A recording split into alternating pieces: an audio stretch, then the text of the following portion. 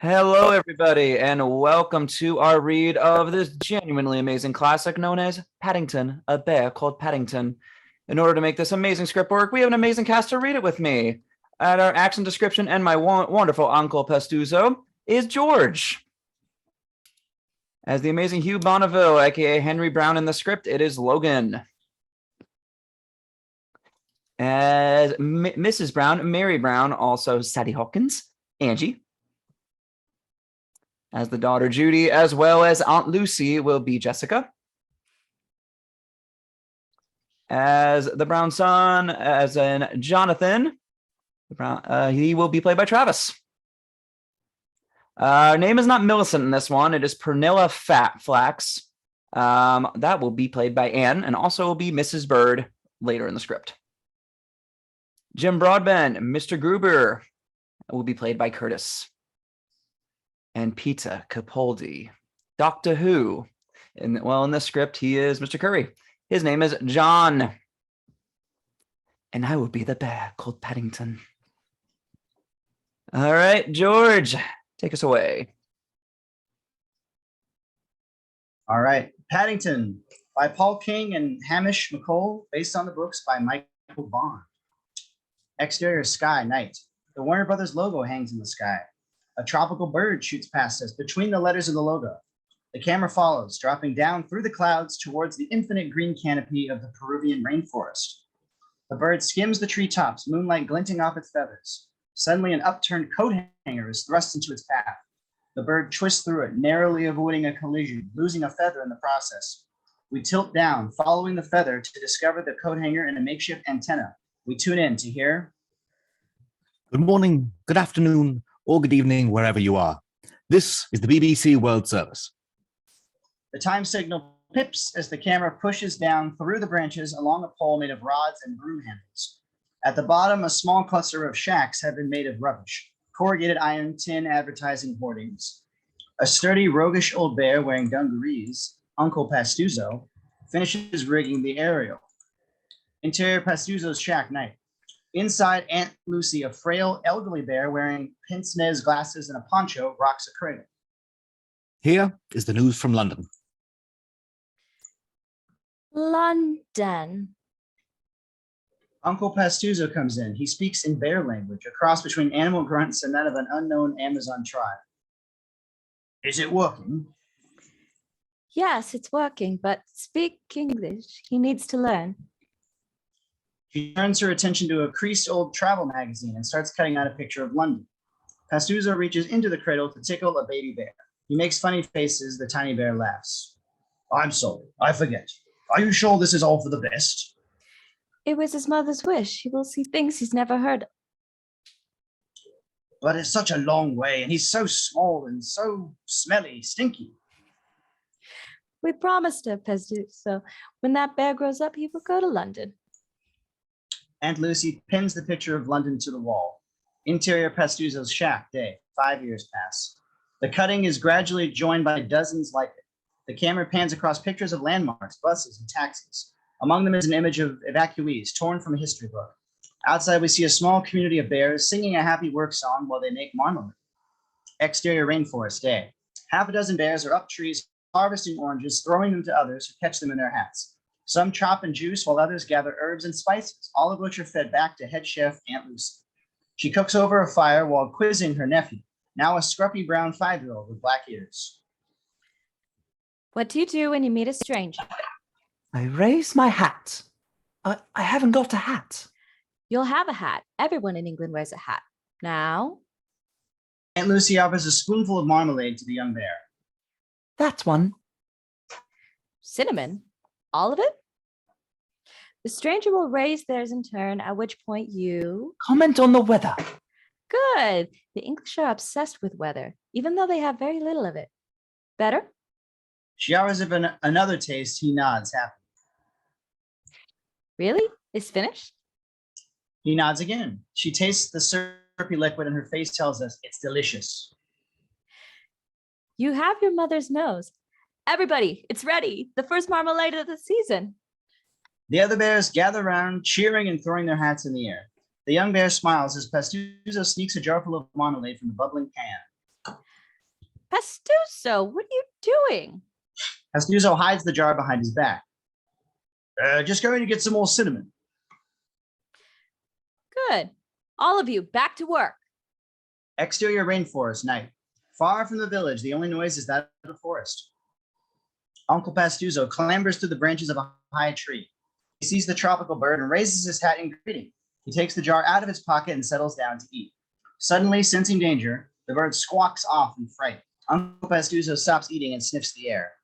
Interior Pastuzo's shack, night. The young bear has fallen asleep to the sound of the shipping forecast while Aunt Lucy decants marmalade into glass jars. An urgent crackle of static interrupts the broadcast for an instant. Aunt Lucy looks up, switches the radio off, and listens. Exterior rainforest, night. Pastuzo climbs up to look across the treetops. Birds take flight while beasts run in terror from a deep, menacing rumble. In the distance, trees are falling. Scared, he drops the jar and starts to climb down. Interior Pastuzo's shack, night. Hearing the same rumble, Aunt Lucy instinctively knows something is wrong. The young bear opens his eyes as crockery starts to rattle in the shelves. Get up, now. What is it? An earthquake? A tree crashes to the ground, much nearer. Run. Exterior rainforest / various, night. Aunt Lucy and the young bear flee through the forest. Uncle Pastuzo races towards the shack. Trees crash to the ground, birds screech, animals run. Other bears hide in the forest. Aunt Lucy trips and falls. The young bear doubles back to help his aunt. Pastuzo reaches the shack and finds it empty.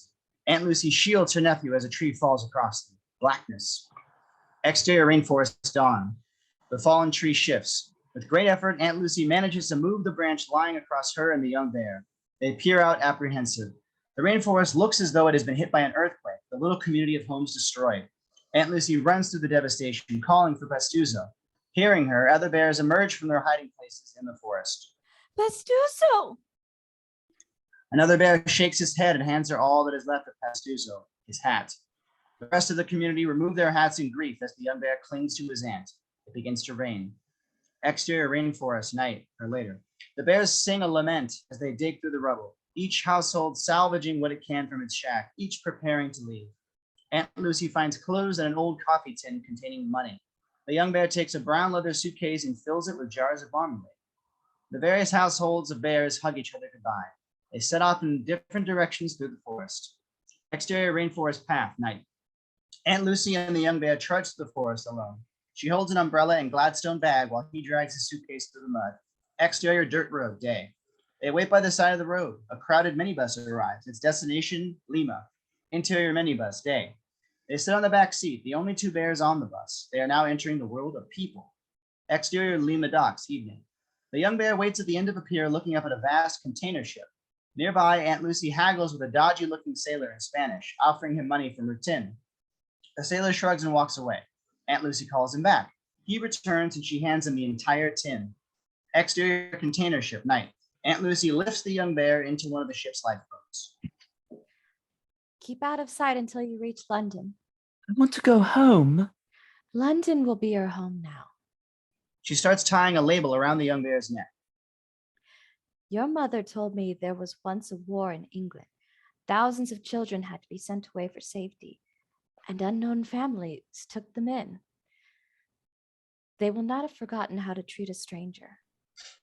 The young bear nods, scared, but being brave for his aunt. We read the label. Please look after this bear. Thank you. With solemnity, she pulls his uncle's hat over his head and hands him a sandwich. Keep this under your hat. It's a wise bear who knows where his next marmalade sandwich is coming from. Do you think the Queen keeps a sandwich under her hat? Perhaps one day you'll be able to tell me. Now be brave, little one. You may be small, but you are capable of great things. She kisses his nose and turns away from him, her eyes filling with tears as soon as she's out of his sight. Exterior docks, dawn. Aunt Lucy watches the boat head out into the dawn. The camera drops as she walks out of shot, and there, written on the rim of a life preserver, are the words, Warner Brothers presents titles, traveling montage various. The bear creeps out of the lifeboat at night. He walks past a container with a credit painted on the side. The bear sneaks a loaf of bread from the kitchen. A credit is revealed in the flour dust on the breadboard. A deckhand is bemused by paw prints on the deck. He mops them away, the trail of water briefly forming a credit. The boat in a storm at sea. A credit in the radar screen. The bear ekes out his marmalade ration. He idly spells a credit out of orange peel. The navigator marking progress on a chart, a credit in the legend on the map. The boat arrives into Bristol docks, a credit on a crane. The bear drops unseen over the edge of the lifeboat and heads towards the gangplank on which a credit is painted. Before he gets there, he is nearly caught by a docker. He has nowhere to hide, so conceals himself in his own suitcase. The deckhand picks it up and tosses it overboard onto the back of a luggage van with number plate credit. The bear's suitcase travels along various conveyor belts. An unseen baggage handler checks the label on the suitcase. London. The next suitcase label is a credit. The suitcase is loaded into a baggage van of a train. A credit on the door as it closes. The bear breathes on the window as he watches the countryside whiz by. A credit in the condensation. The suitcase is taken off the train at the other end and pushed on a cart past a credit graffitied on the wall. The suitcase falls off the side of the cart near the luggage office. The opening hours conceal a credit. The catches are open from inside and the bear peeps out. The final title, that of the film, is the sign for the station where the bear finds himself, Paddington. Interior Paddington Station, morning. The young bear waits for, well, he doesn't quite know what. He just waits, sitting on his suitcase. People swirl around him, too busy to notice the strange creature in their midst. Good morning. Morning. Hello there. What a glorious day. Looks like it's set fine. Henry Brown, a somewhat uptight man in his early 40s, dressed in a trilby, knitted tank top and jacket, is putting his wife on a train. She is something of an eccentric, dressed in a woolen jumper and +4s. Goodbye, darling. I hope you find what you're after. He walks away past the bear, who greets him. Good day. Oh, hello. Mr. Brown seems surprised, but nevertheless leaves the station. From a high angle, we see the bear alone in a sea of people. Dissolved to the same night. The station is closing. Shutters are down. A cleaner rides an onboard polisher. There is no one for the bear to greet. He seems apprehensive and cold, gazing up at a poster of a beautiful chef in a warm house. Come home to Prunella Flax, Britain's best marmalade available soon. He looks to where the last train has just come in and spots Mr. Brown, meeting his wife off the train. Bang on time. How was it, love? Amazing. We got to grow our own lunch. I ate mold. Wow. Is that safe? It was a mushroom, Henry, and it was delicious. Thank you. Oh, right. I see. Yes, well, quite. They walk past the bear, who politely raises his hat as ever. Mr. Brown notices him and whispers to his wife.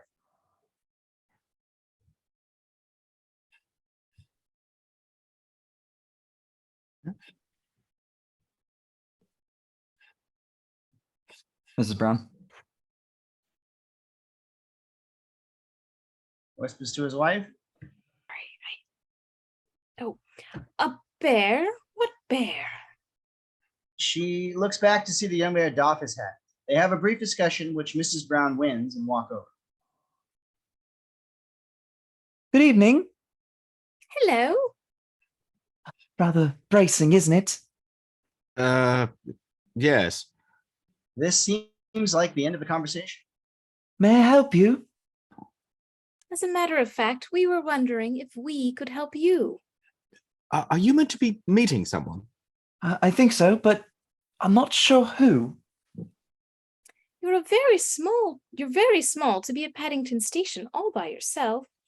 I'm not really supposed to be at all. I'm a stowaway. A stowaway? Where have you come from? Darkest Peru. I hid in a lifeboat and ate marmalade. Bears like marmalade. The bear opens the suitcase. There is only a single jar left, and it's almost empty.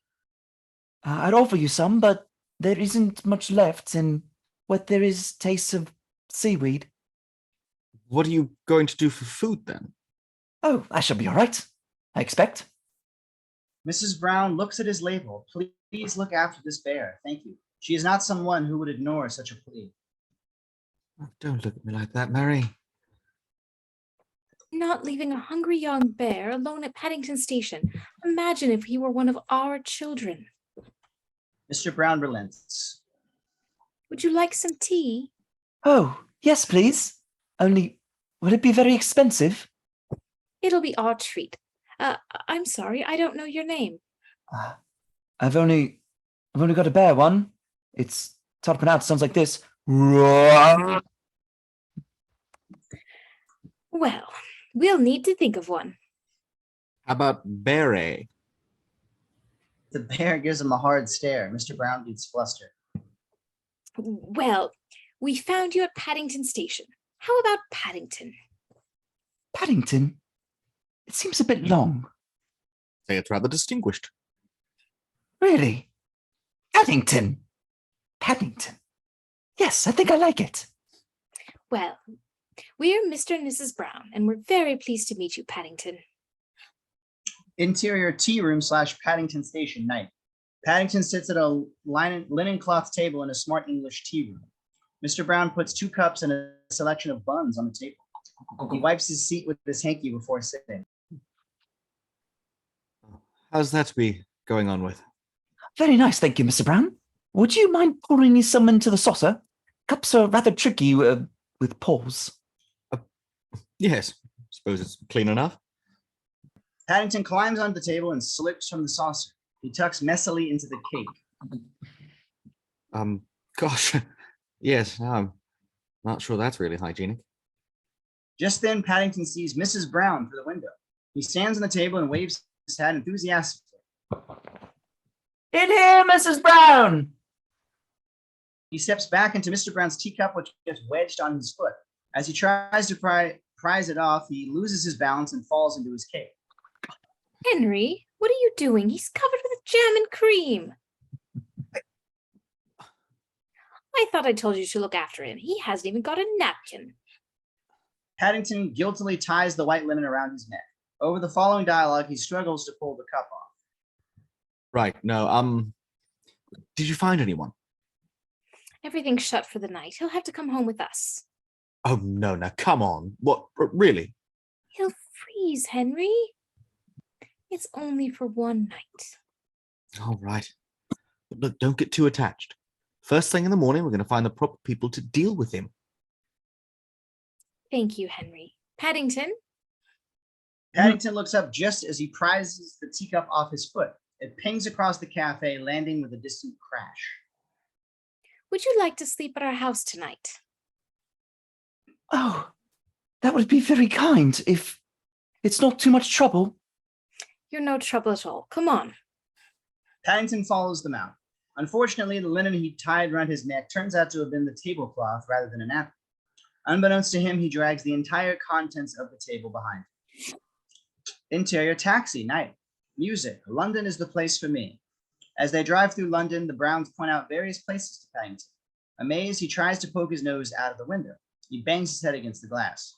They pull into Windsor Gardens, one of those beautiful Portobello streets where each of the houses is painted a different color. And this is our home, Paddington. Paddington?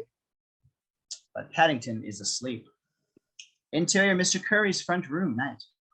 Mr. Curry, a greasy, weaselly-looking 6-year-old with a comb-over, is watching a cookery show on television, featuring the same chef we saw on the poster at Paddington Station.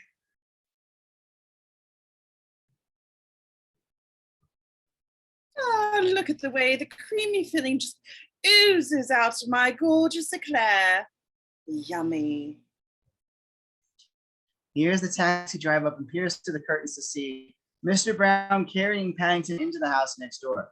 He shakes his head, suspicious and disapproving. Interior Brown's house / attic room, night. The Browns tuck the still sleeping bear into his bed. I wonder how he's going to go down. You worry too much, Henry. The children would never forgive us if they knew we'd left him shivering on a platform. Well, the children I'm worried about. It's Mrs. Bird. Mrs. Brown looks genuinely nervous. Interior Brown's house, various next morning. Slam. The fearsome septuagenarian battle axe that is Mrs. Bird brings a cleaver down onto a side of bacon. 2 rashers hit a frying pan. We follow the smell as it rises from the pan out through the door, up the stairs, passing the parents' room as an alarm goes. Mr. Brown wakes and, unlike his wife, is immediately up and at him. He walks onto the landing. Bang on time, Mrs. Bird. We follow him upstairs to the bathroom. Next to the door is a rota and a punch clock. He punches his card and enters. The camera keeps heading upstairs to Paddington's attic room. Smelling the breakfast, his nose twitches. He wakes and heads downstairs, immediately hungry. Paddington reaches the landing as Mr. Brown leaves the bathroom, passing his wife on his way to breakfast.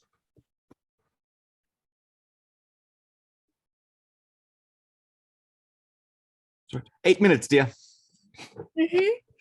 Paddington, sleep well. Yes, thank you, Mrs. Brown. Mrs. Bird's making breakfast.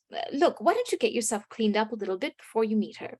Don't tell Mr. Brown I said this, but she can be a bit of a witch. If she catches you in that state, she's liable to make mincemeat out of you. Paddington looks terrified. Witch? Mincemeat? Mrs. Brown punches her card, but ushers Paddington in instead. Interior bathroom, continuous. It immediately becomes clear Paddington has never been in a bathroom before. He looks around, baffled. He opens the lid of the toilet, hops up onto the seat, and gingerly puts a paw inside the bowl. He tries pulling the flush and falls back, startled as his feet are soaked. Interior staircase, continuous. The Browns walk downstairs. Did you face the music? Can't you tell her? She's your aunt. Paddington was your idea, remember? Interior bathroom, continuous. Paddington has discovered the bath. He sits on one of those bridge-type things you put soap and flannels in and reaches for the taps on the wall. He turns one on, discovers it is cold. He turns the other one on. That's hot. He puts his paw back under the cold one. Interior kitchen, continuous. Mrs. Bird is at the cooker flipping eggs. We still have not seen her face. A pile of steaming toast is next to it. Mr. Brown comes in, affecting jollity. Morning, Mrs. Bird. Sleep well? He reaches for a piece of toast. Without looking, Mrs. Bird slaps his hand with a fish slice. Sorry. Now, Mrs. Bird, there's something we've got to tell you. Well, ask you, obviously. We wouldn't just tell you anything. We're having a guest for breakfast. She stops flipping. A woman of very few words, she manages to strike terror into the Browns with a simple pause. Interior bathroom, continuous. The bath is reasonably full. Paddington stands on the soap bridge thingy to avoid getting his paws wet and reaches for the taps. But the steam has made the side of the bath slippery, and the soap bridge thingy slides back along the bath. Paddington lunges for the taps and manages to grab the show/bath lever between them. He is stretched out full, inches above the water. Slowly the lever slides across and Paddington is soaked by the shower. Paddington holds on with one paw while he pulls at the shower hose with the other, eventually managing to pull himself upright. Just as he regains his balance on the soap bridge, the shower hose comes away from the wall. It bucks like a wild beast. Paddington wrestles it, but eventually he's overcome, tumbling into the water. He flounders for a moment, then starts bailing out water with his hat. Interior landing, continuous. Jonathan Brown, 10, loud, disheveled, a fan of explosions, bangs on the door. Judy! Judy! It's my slut, Judy! Judy, 13, appears behind him. In 3 years, she will be a goth. What? You're not in the bathroom. Well done, Einstein. Then who is? And what are they doing in there? They peer under the door, but can't see anything. Neither can I. There we go. Mr. Brown rushes out of the kitchen. Interior bathroom, continuous. Paddington is now 6 feet up in the air and very worried. Interior landing, continuous.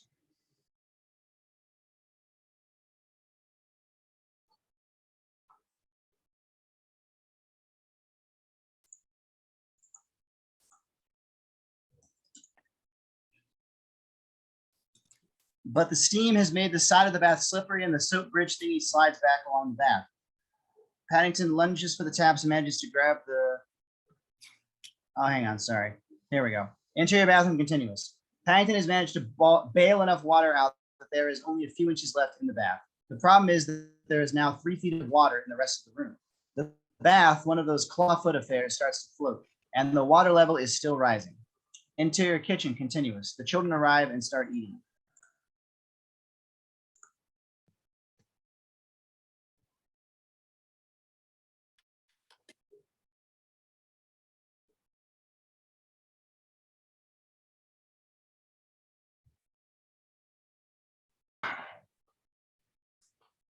Who's upstairs? Chew your food, Judy. We were just telling Mrs. Bird that's Paddington. He's a bear.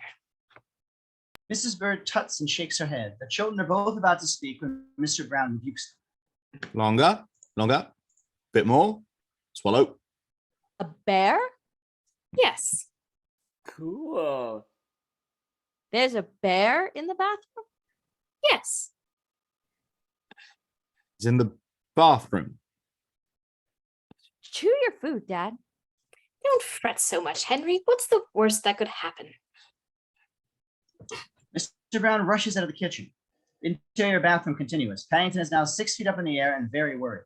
Interior landing continuous. Paddington, Help! Help!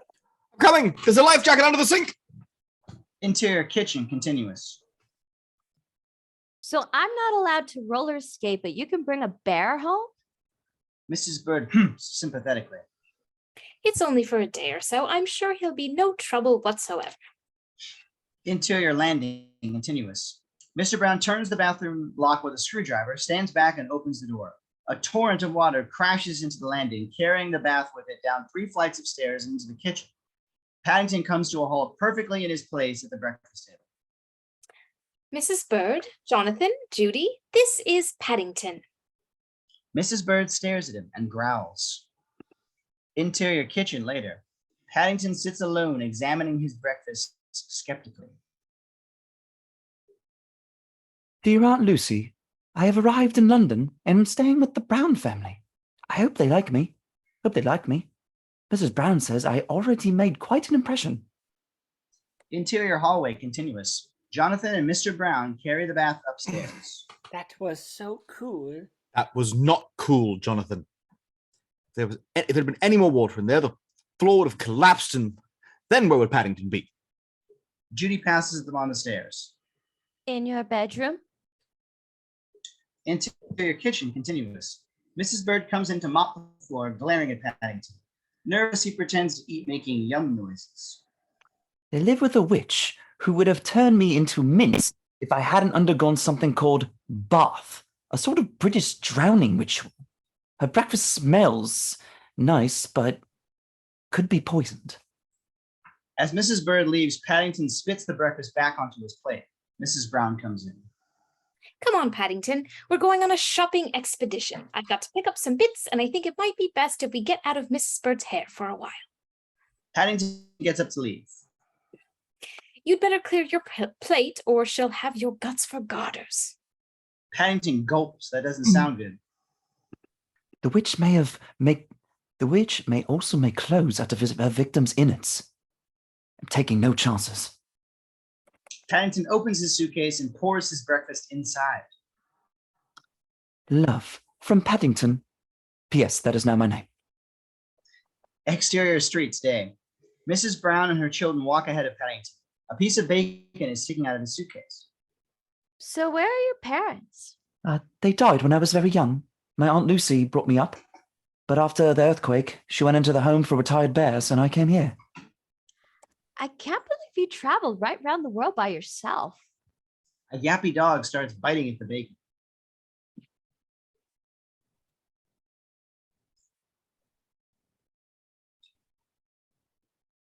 And never allowed to do anything on our own, especially with explosives.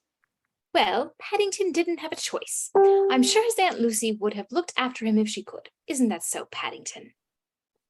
The yappy dog is now hanging by his teeth from the bacon. Oh, yes, absolutely.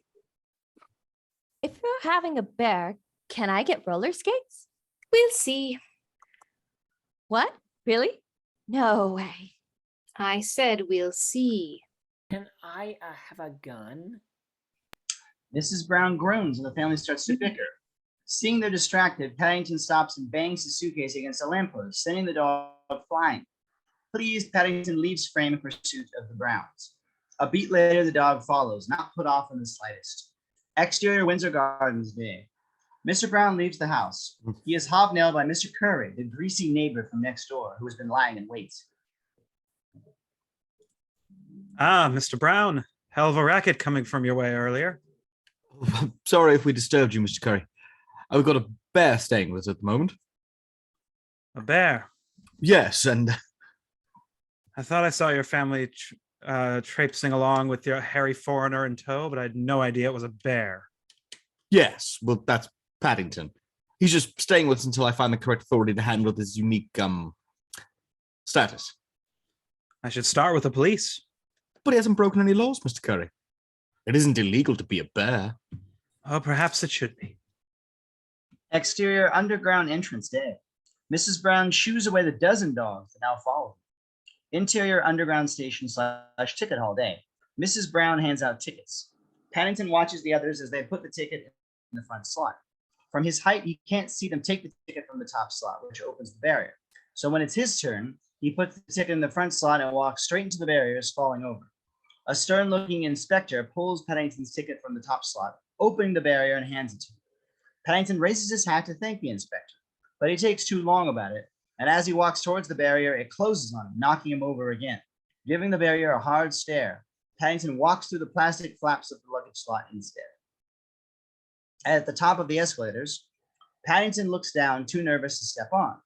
Other passengers tut and step around him. He looks at a sign. Take care, hold the moving handrail, dogs must be carried. Paddington stares at the last, thinks, and leaves frame. At the bottom of the escalators,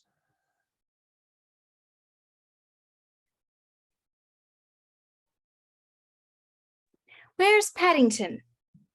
the family head back up. At the top of the escalators, Paddington walks back into the station carrying the yappy dog under his arm and heads to the luggage slot. He steps confidently onto the escalator, holding the handrail with one paw and the dog with the other. Paddington passes another sign on the way down. Stand on the right. Guiltily, Paddington raises his left foot. The family pass Paddington going the other way, the top of his hat poking over the top of the handrail. Paddington, over here! Paddington swivels around and spots the Browns. He tries to run up the down escalator, crashes into the legs of a commuter coming the other way, and crashes to the bottom. He looks up to see the inspector standing over him. You again? I thought as much. I'm not used to escalators. We don't have them in the darkest Peru. I don't know how much about darkest Peru, but I do know I've got a young bear smelling of bacon and breaching the bylaws. He gets out an official notebook as the Browns arrive.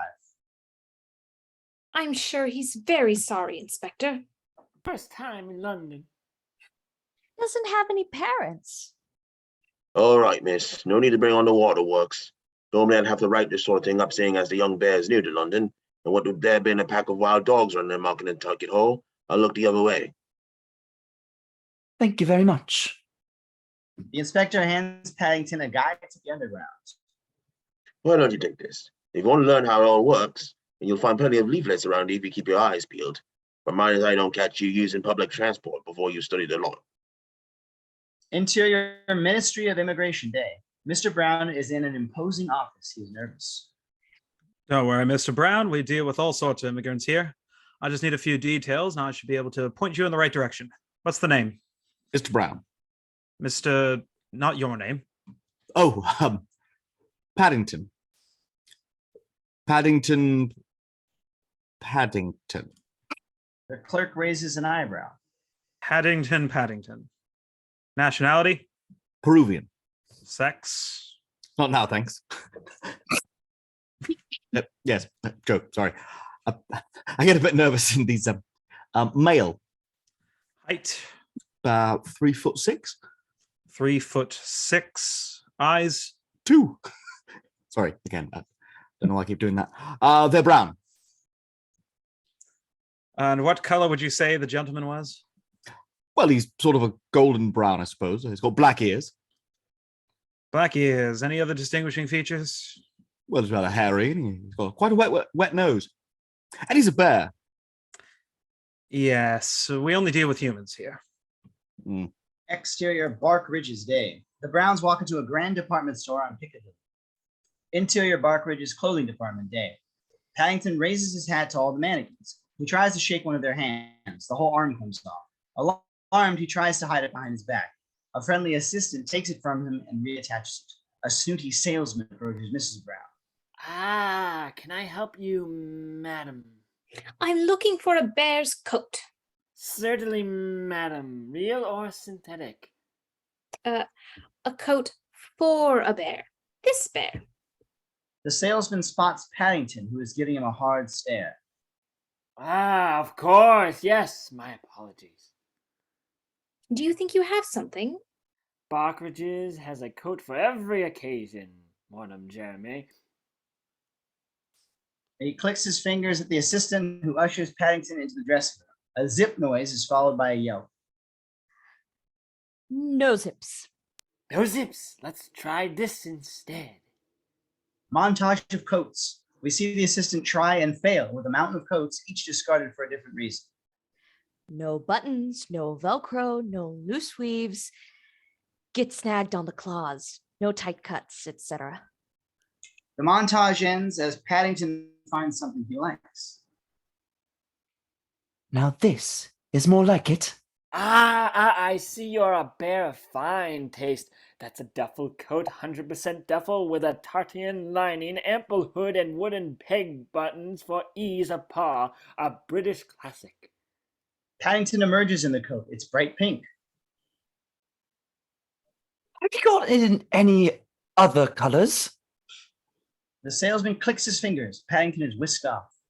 What's more, this one comes with complimentary mittens attached to the coat with Barkridge's finest elastic, offering a lifetime of high tensile security.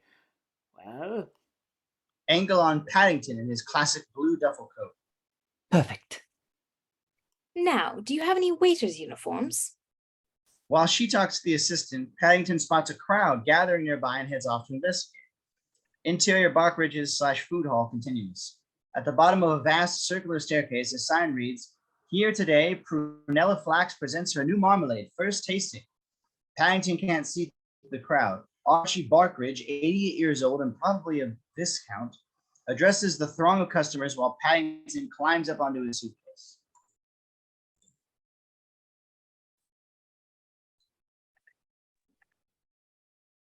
For 300 years, Barkridge's has stocked only the finest foods, each proud holder of the royal warrant and used in the kitchens of Buckingham Palace. Even standing on his suitcase, Paddington can't see. He goes upstairs to the first floor where he can look over a central circular balcony to the floor below.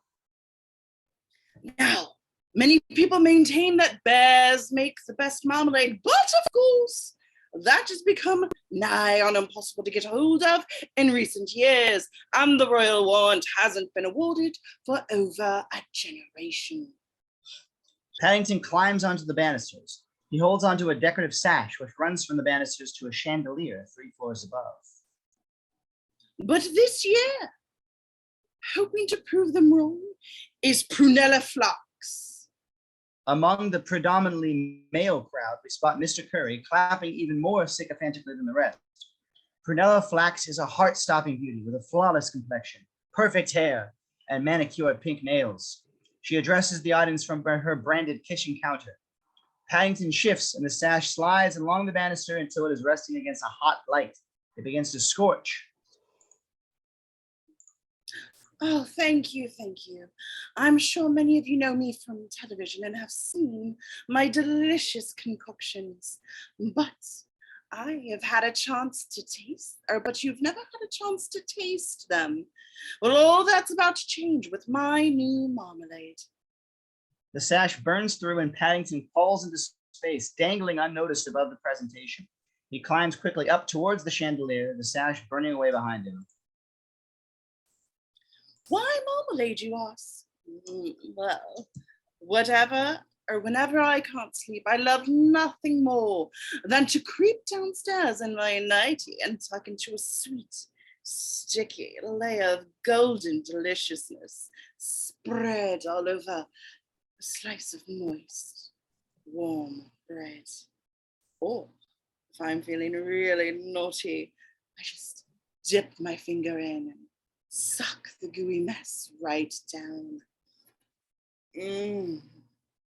Mr. Curry gulps, enjoying her mime considerably. Above, Paddington is struggling to grip the chandelier. The Browns appear on the second floor looking for Paddington. Up there. And of course, if I happen to win this royal warrant, well, what better way to prove to my critics wrong Now, I've brought the very first jar here to share it with you. Who wants to taste it?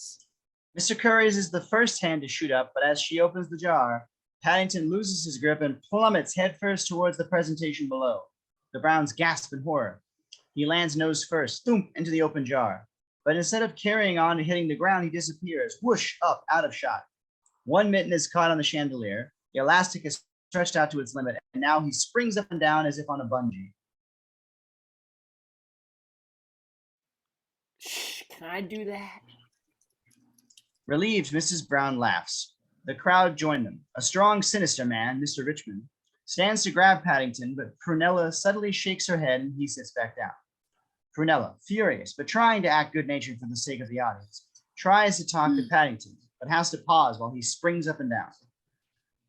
Well, Bear, for better or worse, you have just tasted. Fed up, she grabs his paw and holds him in her steely grip. The finest marmalade in the world. What did you make of it? Paddington speaks, but we can't tell what he says as his nose is still firmly wedged in the marmalade pot. Prunella pulls it off with a pop. What? It's a bit rubbery. What? I mean, it's very nice, but I've had better. Paddington reveals the sandwich in his hand. Would you like to try some? I'm only supposed to use it in an emergency, but I think this counts.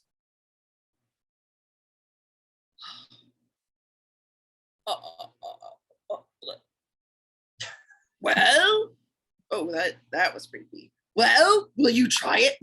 It's nice. Seeing the expectant faces in the crowd, Prunella has little choice. As she bites into the sandwich, her face lights up. This is real marmalade. She quickly disguises her expression. Perfectly ordinary, rather soapy in actual fact. That's probably because I dropped it in the bath this morning. It's normally delicious. Prunella's face. Well, I've got better things to do than stand around eating a bear's soggy sandwiches. I'm sorry to have disappointed you all, but you can look forward to seeing my marmalade on the shelves by Christmas. She cruelly releases her grip on Paddington, who springs back into the rafters. The Browns are outraged. Exterior Barkwitch's back entrance day. Prunella comes out talking to her assistant, Richmond, a strong, silent man who clearly takes pride in dressing like security. Her kitchen counter is being loaded into a van. This stuff is supposed to be the best. I haven't gone to all this trouble and expense to have the second best or one of the top 10. She sees Mr. Curry, who has been waiting for her. I wonder if I might trouble you for an autograph, Miss Fax. If you must. I'm sorry that wretched bear ruined everything. Count yourself lucky you don't live next door to him. Prunella's eyes light up. Immediately, her tone changes. And you too? Oh, you poor thing. I do feel for you, Mr. Curry. Curry. What a charming name. Would you let me drive you home? Interior Archie Barkwitch's office day. Archie Barkwitch is talking to Mrs. Brown, Paddington, and the children in his fifth floor office overlooking Piccadilly. In the street, a crowd has gathered. You've been very understanding. All the Breckenridges and that have run on elastic like this since before the war. Sold miles of the stuff. Better advertising than money could buy.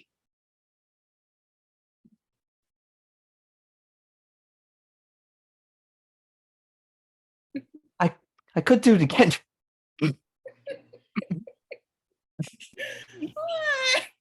I'm not sure that'll be necessary. I don't think the chandelier could do much more bouncing. But if there's anything you like from the Barkwitches, anything at all, you're welcome to it. After all, it isn't every day you get to serve a bear. Exterior Windsor Gardens evening. Paddington and the Browns enter, laden with Barkwitch's bags. A limousine rolls to a stop across the street. A tinted window is wound down, revealing Prunella Flax and Mr. Curry. Such a lovely street. A shame to see it go to ruin. I doubt anyone will lift a finger to stop it. I was going to report him to the authorities in the morning. Oh, I wouldn't do much good, Mr. Carey. It's a very lax, permissive system we have in this country. Quite. I suppose I should be grateful it's just one bear. Oh, but it always starts with one, Mr. Carey. Before you know it, there's a relative, and then a couple of friends come round for a party, and then a handful of more who you are just helping with some building work, but never leave. My God. Soon the whole street will be crawling with them, drains clogged with fur, buns thrown at old ladies. What can we do? Can I trust you, Mr. Carey? You've got such a dependable face.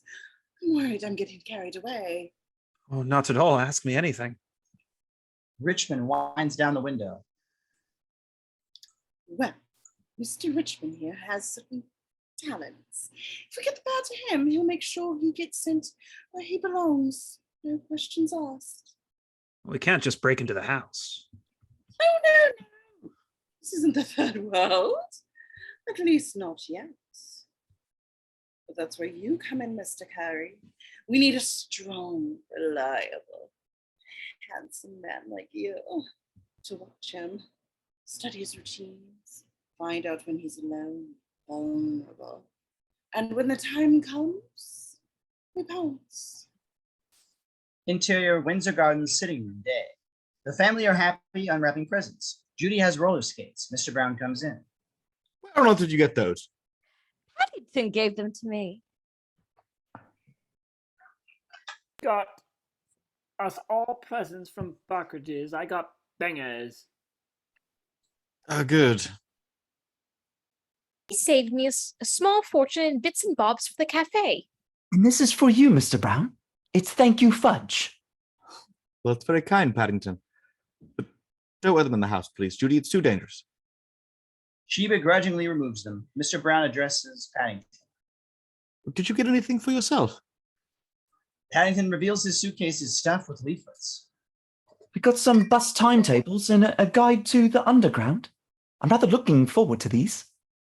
The family smile. Mrs. Bird comes in with the tea things. Thank you, Mrs. Bird. An awkward silence ensues. Mrs. Bird places their cups down gently, apart from Paddington's, which she slams next to him. I got you a present too, Mrs. Bird. To say sorry for this morning. Mrs. Bird grunts grudgingly as he hands her a long, bulky parcel. Mrs. Brown smiles encouragingly. Oh, God. It's a broomstick. I couldn't see one anywhere, and Mrs. Brown said you were real rich, so I thought... He sees Mrs. Brown shaking her head, the children mortified.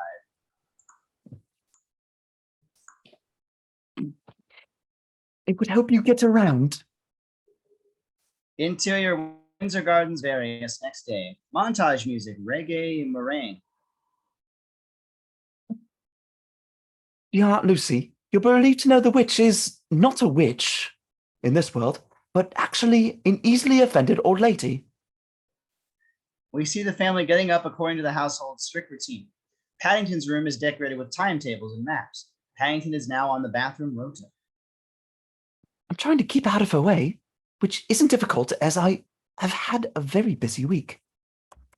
Mrs. Bird gives the children their coats, glaring at Paddington as she does. Mr. Brown sees Judy as wearing roller skates. You're not wearing those things in the street. Where am I allowed to wear them? On Tuesday, I went to school with Jonathan. Interior school day. Jonathan presents Paddington to the class. With one slash of his razor-sharp claws, he'll slice you open from here to here. Paddington executes a karate move. The children are scared. Outside, we see Mr. Curry watching disguised as a repairman. Exterior porch day. Judy, wearing skates, jumps over a sleeping Paddington. Then I help Judy practice her jumps. Mr. Brown is still trying to find someone to deal with me. Interior Government Office Day. I really just need somewhere for him to stay. What, like a cage or a kennel? Or perhaps more like an orphanage? You want to put a bear in an orphanage? Put like that, it doesn't seem such a good idea. Exterior Pavilion Cafe Day. Paddington walks through Hyde Park towards a small Victorian garden rotunda, which is being refurbished as a cafe. And Mrs. Brown is very busy getting her cafe ready for the grand opening. But she says she will take me to Buckingham Palace tomorrow, as I have still not seen any proper landmarks. Mrs. Brown emerges from inside.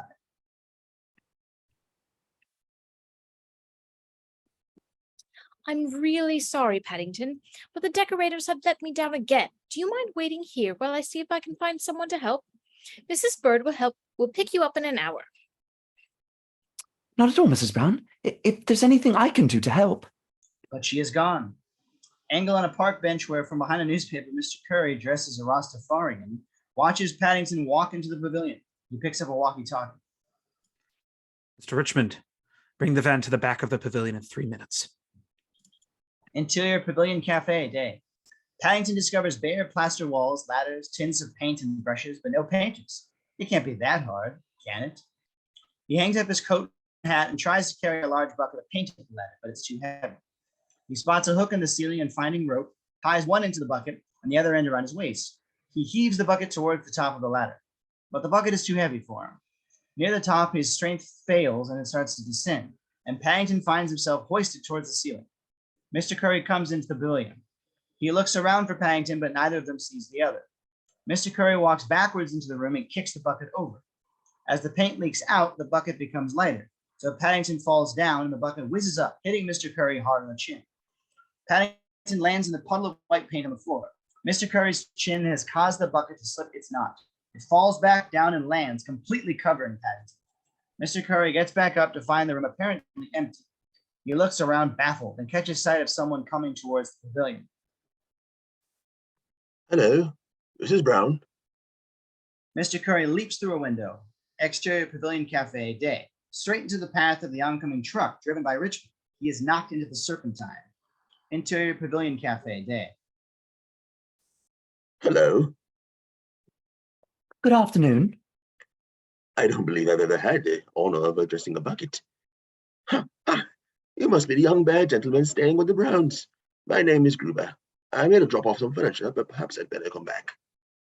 I was only trying to help, but it's all gone wrong. Mrs. Bird is going to be furious again. Oh, I know Mrs. Bird. Old and believe me, her bark is worse than her bite. I didn't know she bites. Paddington wipes himself against the wall. The paint rubs off remarkably smoothly. It gives Mr. Gruber an idea.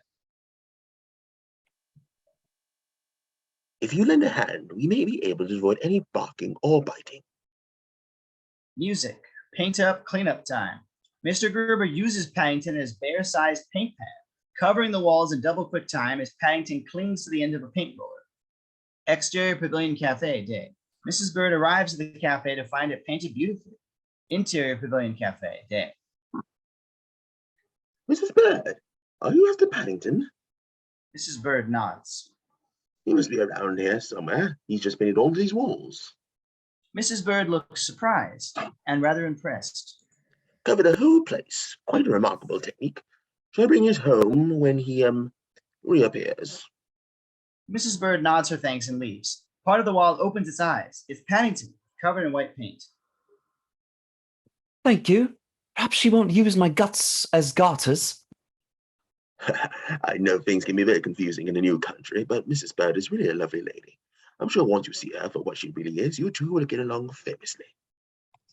Interior Windsor Gardens sitting room day. Paddington is in the house with Mrs. Bird, who is knitting in the living room. A clock ticks. He is on his best behavior. As he stares at her, he sees her transform into the figure of Aunt Lucy. He blinks and she turns back to Mrs. Bird. An idea. Paddington goes into the kitchen. Everything is spotless. Interior sitting room later. Mrs. Bird drops her ball of wool, which runs away from her. She gets up and follows it into the hall and smells trouble. Interior kitchen continuous. Paddington stands on top of the stove, happily cooking but creating havoc. He is so immersed in what he's doing that he doesn't register who has just walked in. Hold that. Pass me some more of the brown one. Give it a good stir. Oh, He finally notices who he's talking to. sorry. I was trying to make marmalade. She holds up a pot of curry powder inquisitively. I couldn't find any cinnamon, you see, so I used that instead. It's not as bad as you might think. Mrs. Bird tastes some, which is spilled on the worktop. Judging from the look on her face, it is sensational. And with the proper ingredients, it would be 100 times better. Mrs. Bird makes a come with me gesture. Exterior Portobello Market Day. Music, the weed. The market is heaving with fruit and vegetables from around the world. The place throngs with noise and bustle. Mrs. Bird and Paddington select the best oranges. Mrs. Bird buys the herbs and spices Paddington recommends. They both haggle with the market traders. Paddington waves to Mr. Gruber, who smiles back, delighted to see his two friends getting along so well. Interior kitchen day. Paddington and Mrs. Bird wear identical aprons and hats. She tries to write down the recipe, but Paddington, working from sense memory, just chucks things into the pot. She helps him with cutting up oranges. She helps him avoid calamity with a blender and whisk. Mrs. Bird begins to enjoy herself. Mrs. Brown and the children arrive home. Exterior Windsor Gardens evening. Mr. Brown comes home to hear shouts and bangs from inside. He pulls an umbrella from his briefcase and enters cautiously. Interior Windsor Gardens / hallway evening. It looks as if there has been a burglar. Coats are strewn over the floor instead of hanging on their pegs. Shoes are all over the stairs. There are sticky footprints all over the tiled hall floor. Loud music is playing. Mr. Brown creeps forward to the source of the mayhem. Interior Windsor Gardens kitchen continuous. Paddington, Mrs. Bird, Mrs. Brown, and the children are having a fantastic time singing and dancing. What on earth is going on? We're making marmalade. I don't want to be the bad guy all the time, but the house is in a tip. There's God knows what all over the floor. It's a school night, and it really would be nice if for once... Mrs. Brown puts her arm around him, soothing. Together they watch Paddington, Mrs. Bird, and the children in harmony. Darling, darling, isn't this what we've always hoped our family would look like? But the homework and endless trip hazards. It's our job to protect the children. And you do it wonderfully. Maybe a little too wonderfully sometimes. Henry, there hasn't been a crossword all evening. Judy's in shoes. Jonathan's blown nothing up. Really? Now try this. She pops a spoon in his mouth. God, that's good marmalade. He smiles, delighted to see his family happy, and finally lets himself go. In an echo of the scene in Peru, a community at ease with itself bonds through the making of marmalade. The camera slides through the wall. Interior Mr. Curry's house continues. Mr. Brown's house is covered in charts of Paddington's movements, listening devices, binoculars, telescopes, and so on. It's clear he has spent a fortune to impress Prunella, but so far only earned himself a black eye. What are they doing? Sounds like they're making marmalade. This is no good, Mr. Carey. No good at all. I thought you were my rock I thought you were my rock that you could be relied on. I can. Of course I can. I know where he'll be tomorrow night. I've got a plan. It's foolproof. Please don't let me down, Mr. Carey. I should be so sorry to have been wrong about you.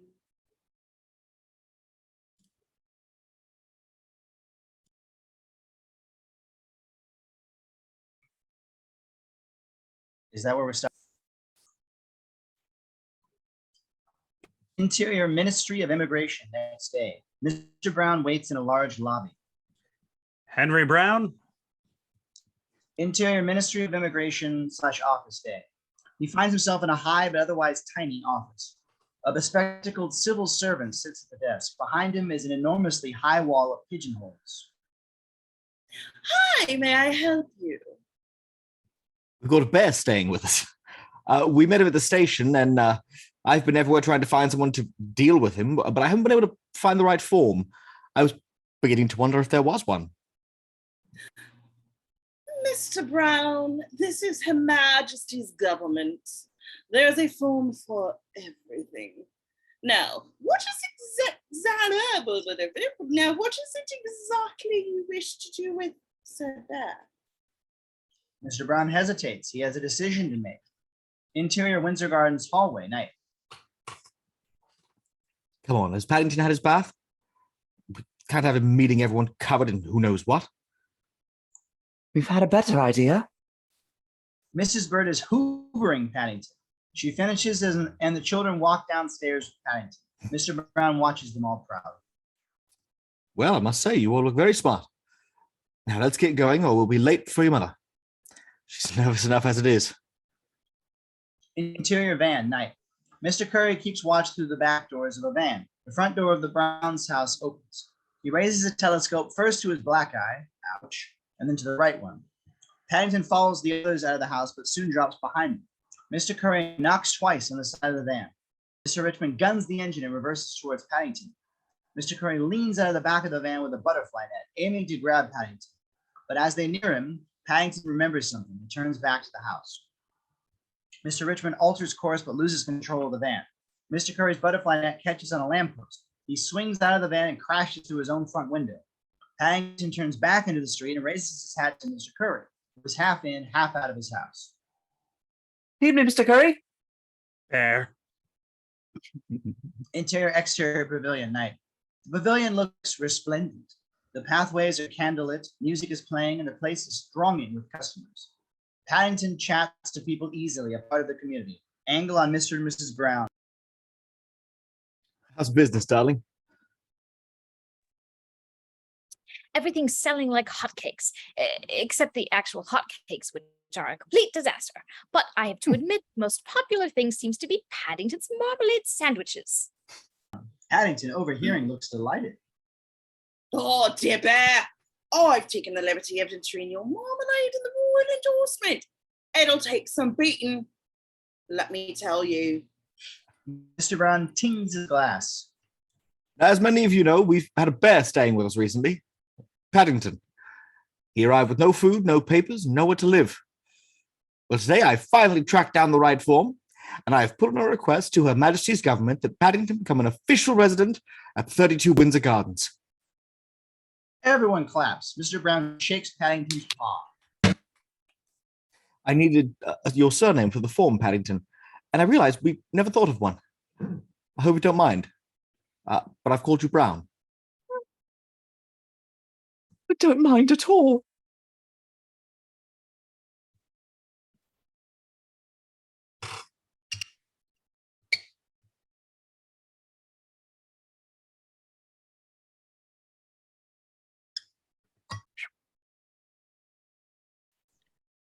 To Paddington Brown. Paddington Brown! The crowd claps. Paddington has finally found his home. Interior hall, night. The family come home glowing from their lovely evening. Mr. Brown finds a letter and pockets it surreptitiously as they all bid each other good night. Interior parents' room, night. What's the matter, darling? This came from the Ministry of Immigration. And? It says Paddington entered the country illegally and has to go back to Peru. They're coming to collect him in the morning. As Mr. Brown drops his bombshell, the camera heads towards a ventilation panel in the bedroom, through the slits and along the pipe behind him. But we can't let them. I don't know what else we can do. If we harbor a criminal, we'll be breaking the law, and if we ended up in prison, children will be taken away from us. Oh, Henry, don't even say that. We've got to ask ourselves, does Paddington really belong here? Interior Paddington's room continues. The pipe ends in Paddington's room. He closes the panel so he won't overhear any more of this conversation. Paddington sadly takes his maps and timetables off the walls and packs them into his suitcase. He picks a marmalade sandwich off the plate by the bed, puts it under his hat. He takes one last sad look around the room and switches off the light. Exterior Windsor Gardens, night. Paddington lets himself out of the front door and walks away. Interior Mr. Curry's house, night. Mr. Curry watches him leave, unable to believe his luck. He dials a number. Miss Flax, I have surprisingly good news. The bear is leaving. Is he alone? Yes. Well, done, Mr. Curry. Very well done indeed. Exterior various night. Paddington wanders the streets of London alone. Following him discreetly is Prunella. He sees a family sitting down to a roast dinner, and another playing board games by a fire. It starts to rain. He seeks cover in a friendly-looking pub, but the doorman won't let him in. Instead, he heads towards the underground, but they are pulling the gates across just as he gets there. In a scary street, kids shout and push each other. A van nearly hits Paddington. The driver shouts at him. Exterior St. James's Palace night. He walks past the palace. He looks up at a Queen's Guard on sentry. Paddington doffs his hat. We see his POV of the small emergency sandwich, all the food he has left. A large triple-decker chicken club comes into shop. We reveal that the Queen's Guard has removed his busby and taken his own sandwich from inside. He offers it to Paddington. He then removes a thermos flask from the same hat, and finally a chocolate fudge cake. They eat and drink in silence. A sergeant major barks orders from off-screen. The guard puts his hat back on, nods a silent farewell to Paddington, and marches off. Paddington sadly goes on his way. Interior Paddington Station dawn. Paddington, soaking wet, is back where he started. He opens his suitcase to find the label, "Please look after this bear, thank you." He ties around his neck. Perhaps I could help you. Paddington looks up to see Prunella Flax. Interior limousine day. An excited Paddington sits with Prunella heading west. That is very kind of you, Miss Flax. I've never been to a marmalade factory before. It's not a factory. It's my home. People will only pay top price for my marmalade if it's homemade to my recipe, not churned out in some horrid sweatshop. The car sweeps around the corner and we see Prunella's house, a vast, beautiful manor house in Greenwich. Exterior Prunella's house day. As the car drives towards the wrought iron gates, it crosses a laser beam sensor. A pair of garden gnomes turn mechanically to face the car. They are in fact security devices. Their arms rotate to reveal guns rather than fishing rods. Richmond presses a button on the dashboard. The gates open and the gnomes revert to normal. Interior Prunella's house / ground floor day. Prunella leads Paddington inside through a ground floor storeroom where thousands of jars of marmalade are stacked. This is all marmalade? Not yet. These are just empty jars, but they'll need to be filled by Christmas. If I win the royal warrant, that marmalade will fly off the shelves. As they head upstairs into the main part of the house, Richmond secures the doors behind them. Interior Prunella's house / office day. Prunella's kitchen counter has been installed in a top floor room with panoramic views over London. So, Paddington, I have a proposition for you. You can stay here as long as you want, safe from the authorities, if you make your marmalade for me. But I thought people would only buy it because you made it. It'll be our little secret. What they don't know can't hurt them. I'm sorry, Miss Flax. I can't. You mean you won't? I wouldn't even know how. In Peru, the whole village worked together to make the marmalade. Aunt Lucy said that's why it tasted so good. Prunella rolls her eyes at this hippie claptrap. And in London, the family were all involved as well. So even if I wanted to, I wouldn't be able to do anything without a lot of help. But I don't think Aunt Lucy would like me getting involved in something like this. I see. I think I'd better be going now. Of course. He heads towards the door. Prunella calls after him. Won't you take a biscuit with you? You must be hungry. Paddington stops in his tracks. The oven timer pings. They're ready now, and awfully good. Freshly baked, warm dough with generous chunks of real Belgian chocolate, just waiting to melt in your mouth. Paddington is salivating. Go on, help yourself. Just to show there are no hard feelings. Paddington goes over to her kitchen. He opens the oven door and looks inside. Prunella sneaks up behind him. There's nothing in here. Prunella pushes him into the oven and slams the door. Interior cooker continuous. Inside, the cooker turns out to be the top of a tunnel. Paddington slides down. Suddenly, he bursts out into the light, finds himself falling through the air of a large, bright room. He lands painfully and loses consciousness. Interior Brown's house, morning. The doorbell goes. Mr. Brown opens the door to reveal two immigration officers, Kenton and Briggs. Officers Kenton and Briggs, I understand you have an illegal alien living here. He's a bear, actually. And listen here. Jonathan and Judy come down the stairs. Dad! Not now, Jonathan. You have no right to take him away.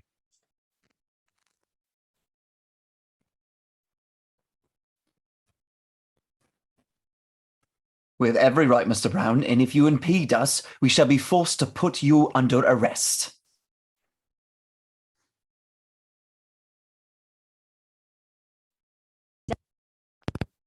Please, children, listen to me. I intend to appeal. You hear me? I'm going to write letters and fill in forms and organize petitions until I'm blooming well run out of stationery. Dad! What is it? Paddington's gone. Interior kitchen, morning. The Browns sit around the kitchen table in pajamas and dressing gowns. Red-eyed Mrs. Bird hands Mr. Brown a note. Dear Browns, I'm sorry I got you in trouble. Thank you for all your hospitality. You have a nice horse. Love from Paddington. Oh, Henry. Where do you think he is? Darkness. Dead.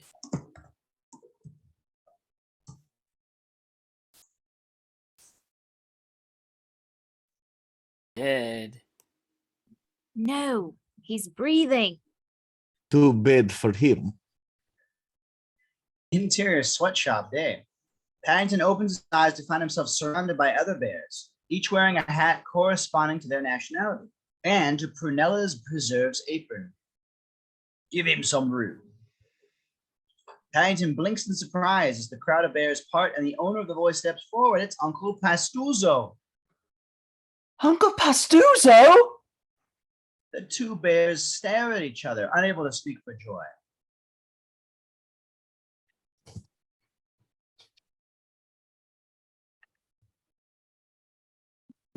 Back to work, you lot.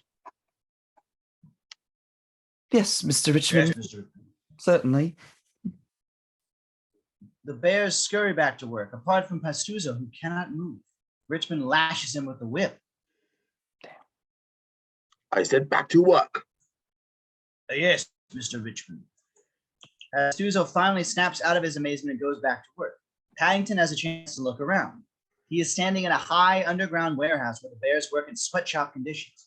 Richmond patrols whip and cattle pride at the ready. Prunella appears on a balcony overhead. Well, Paddington, I'm afraid you left me no choice. I offered you friendship and comfort, but you refused. Well, down here you should find all the help you need.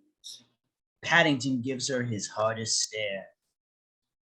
You can stare as hard as you like. Won't have any effect on me. Let him go.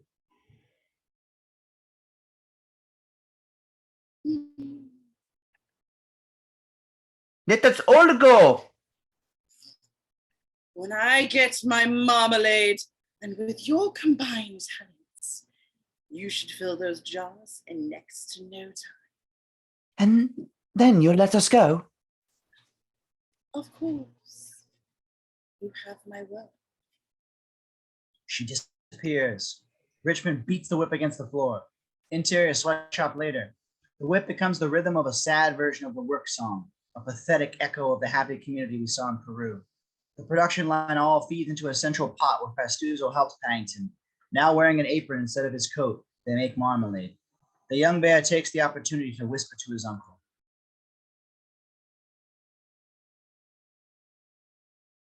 We thought you were killed in an earthquake. There was no earthquake. Let me tell you what really happened. I was some way from the village, working hard when I heard the noise. Flashback, exterior cinnamon tree night. As before, we see Pastuzo sitting in the tree, not working hard, but rather eating. At first, I thought like you, this is an earthquake. But then I saw lights and I knew this was the work of people. Flashback, exterior forest floor night. Pastuzo reaches the bottom of the tree, but is caught in the headlights of an army of earth movers and JCBs. He runs. I ran to warn the village, but by the time I got there, everyone had gone. Flashback, interior, exterior, Pastuzo's shack night. Finding his house empty, Pastuzo turns back to face the machines which have come to a standstill. Richmond cocks a rifle and he raises his paws. Flashback over. Interior sweatshop day. They destroyed the whole village looking for Aunt Lucy, but thank heaven they only found me. Every bear here can tell the same story. All this for marmalade? For marmalade and for money. They are strange creatures, these humans. Paddington tastes the marmalade and nods. The central pot is poured into a trough which leads up a tube into the wall. Interior bottling room continuous. The tube feeds into a bottling machine, which then pours the liquid marmalade into glass bottles which are labeled. Prunella's manicured hand takes the first jar. Interior Barkridge's manager's office night. Angle on the same jar on Archibald Barkridge's desk. Prunella watches him spread some of the perfect golden concoction on a piece of white bread. Delight washes across her face as he bites into it. Miss Flax, I have to confess I am astonished after that bear's marmalade. I didn't think I had tasted anything as good for a long while. And yet this may be even better. Thank you. Oh shit, I just lost that filter. Oh well, go away. I'm just gonna be this. You may say that the bear disappeared. Probably left the country. Pity. He might have given you a run for your money, but in his absence, I think you'll be going to be a very rich woman. I do hope so. Interior dormitory night. The bears lie on bunk beds. The moon shines in through a single high barred window. Paddington gazes at his sandwich.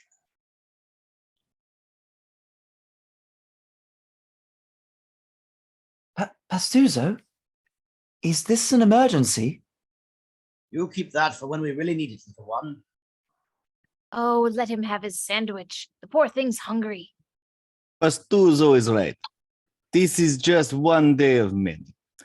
None of us are leaving anytime soon. Maybe we are. A chorus of groans from the bears. A French bear. Not again, Pastuzo. We've been over this. It's impossible.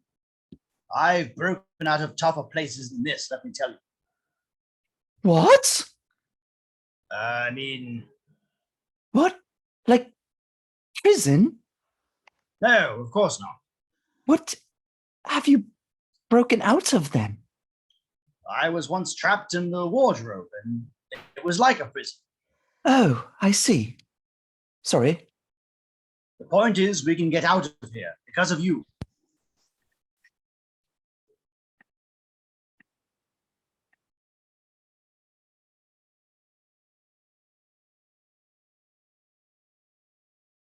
Claudette.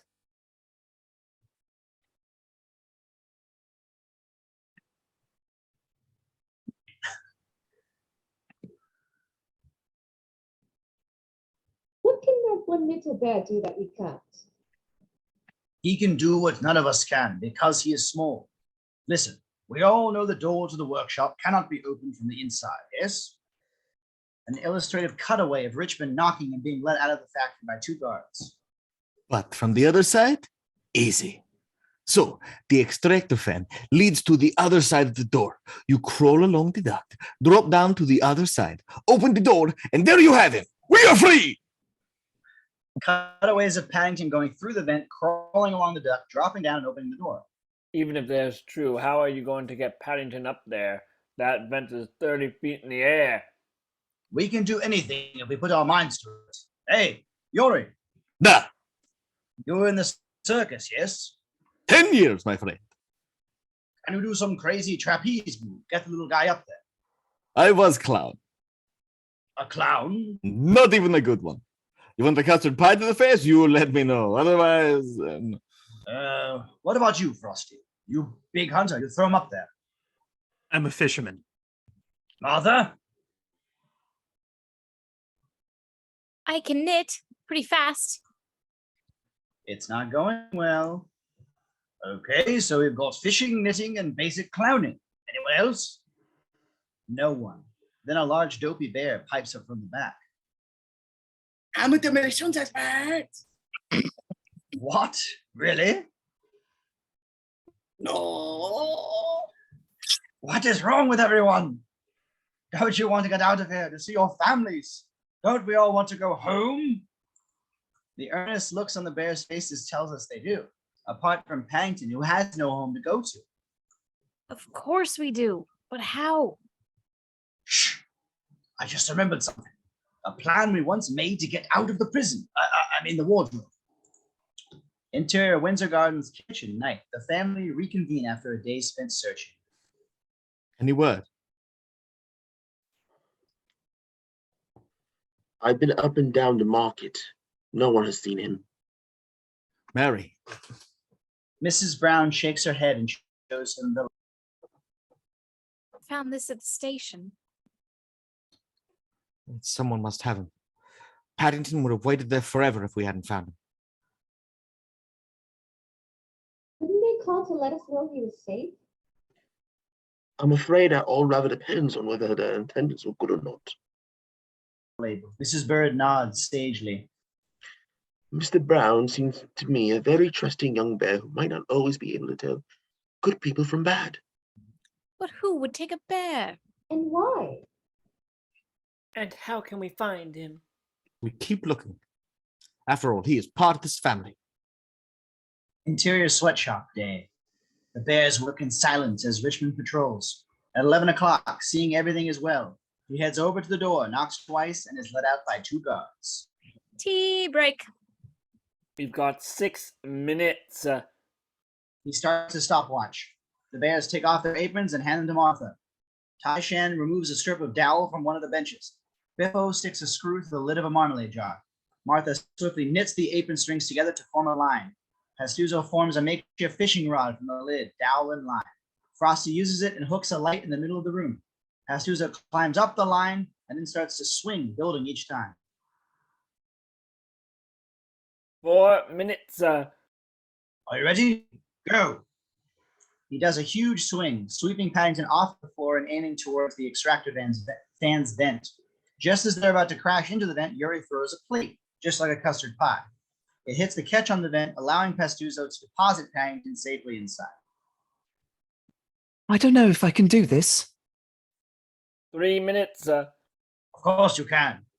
You've traveled around the world. You've had a bath and lived. Do you know how many bears can say that? 1, and it's you. This is a piece of cake. Paddington smiles, but he doesn't really believe. I'll try. See you on the other side, kid. And Paddington disappears inside the vent. Interior ventilation shaft day. At the far end of the ventilation shaft, there is a fan through which Paddington will need to crawl. The plan is to slide an empty jar between the blades. First try, bang, the jar is spat back out towards him. And again, bang, but third time, crunch. The jar wedges between a blade and the side of the fan. The motor strings, trying to dislodge the obstruction. Gingerly, Paddington crawls forward towards the fan. The jar shifts. A crack appears in the glass.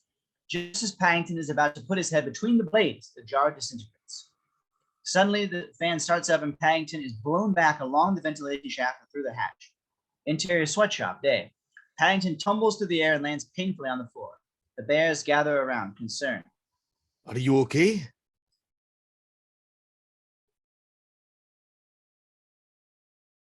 I'm sorry. Oh. Don't make him do it again. Pastuzo sees his hopes dashed. No, you're right. Let's just get back to work. Interior, exterior, time-passing montage varies. The bears make marmalade, sadly. The number of jars in the storeroom increases. The children go around town putting up bear missing posters on lampposts and letterboxes. Mr. Brown asks people in the street about Paddington. Mr. Gruber puts a poster in his shop. Paddington lies awake in bed at night, sadly reading his London transport timetables. You must know every word of those. Mr. Curry puts up a sign saying, "Congratulations, you are now living in a bear-free neighborhood." Autumn turns to winter. The leaves fall from the trees. Mrs. Brown sits in Paddington's empty room watching snow fall outside the window. Paddington lies in his bunk, looking through the barred upper window where the same snow falls. A royal official sends out invitations to the final of the royal warrant competition. Prunella receives hers with delight. Mrs. Bird receives the same invitation. She is saddened. The posters get wet in the rain. Pastuzo sits in the sweatshop, gazing at the vent. One poster falls off a telegraph pole and is blown along the street. It feels like the end of a campaign. Interior factory, sweatshop day. Prunella appears at the balcony as Richmond sounds a hooter. The bears stop work and warily look up at her. Well, my fluffy little workers, I have an announcement. You have just filled your 10,000th jar. Can we go then? Oh, no, not just yet. You see, tomorrow night I shall win the royal warrant and we start selling. I'm going to need an awful lot more to keep up with the demand. And seeing as you're doing such a good job, I thought, why not keep you on? The bears are too broken even to protest. But as a mark of my gratitude, I have decided to give you the afternoon off. Use it well. You have a lot of very long days ahead of you. Interior Mr. Curry's house / bedroom night. Mr. Curry looks into the mirror and straightens his tie. He has made a considerable effort to make himself look attractive, with no apparent success. Come on, Curry. Be a man. You're a rock, remember? Let's do this thing. He attempts a manly karate pose and smashes the mirror. Interior dormitory evening. The bears are relaxing in the dormitory. Some play cards, others lie on their bunks. A piece of paper is blown against the bars of the upper window. Tai Shan spots it. Hey, Paddington, I think that's you. The paper blows through the bars and lands on the floor. The bears gather around to read it. Missing, a bear called Paddington. Greatly missed by the Brown family. Please help this bear get home. Oh, Those people really love you. Yeah. You are lucky to have friends like that, Paddington, no? Look around. Paddington. He's gone. Interior sweatshop evening. Paddington is standing on a piece of wood laid over a barrel, creating a seesaw. The other bears burst in. Paddington, what are you doing? Going home. Pastuzo leaps down from the balcony and lands on the other end of the seesaw. Paddington is hurled up towards the vent and lands perfectly. My God, that's quite a move. I always knew he could do it. Interior ventilation shaft continuous. Paddington throws the marmalade jar between the blades, and this time it sticks straight away. In no time at all, he is climbing between the blades and scaling down the wall on the other side. Interior factory / corridor continuous. Paddington lands in a corridor. He looks right and left and heads back towards the door to the sweatshop. He sees his coat and suitcase hanging on a rack by the door. Suddenly, Richmond appears from around a corner. You bear, stop. Paddington grabs his possessions and runs. Interior Prunella's office evening. Mr. Curry nervously addresses Prunella.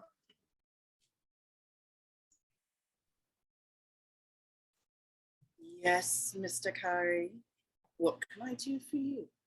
I rather hoped you might allow me to escort you to the palace this evening for the royal warrant. And why should I want to do that? Well, because I helped you with your little problem, I thought. You thought what, Mr. Curry? Look at me, and then look in the mirror. I am a celebrity. I can't possibly be seen with someone like you. You might almost feel sorry for him. Before he can reply, an alarm goes off. Now, you'll have to excuse me. She presses a button on her desk. A wall opens behind her to reveal CCTV screens showing every inch of the factory.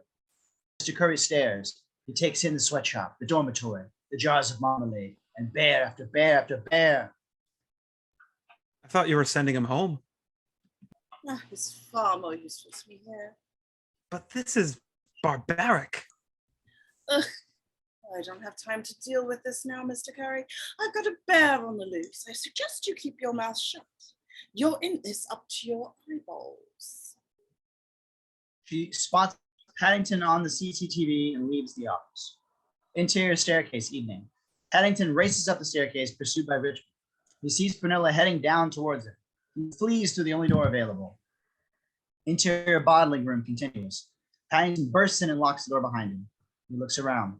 The room is bare apart from the bottling machine, which is churning out jars of marmalade. A knock at the door. Open the door, Mr. Bear. I'm not cross. Her desperate hammering belies this.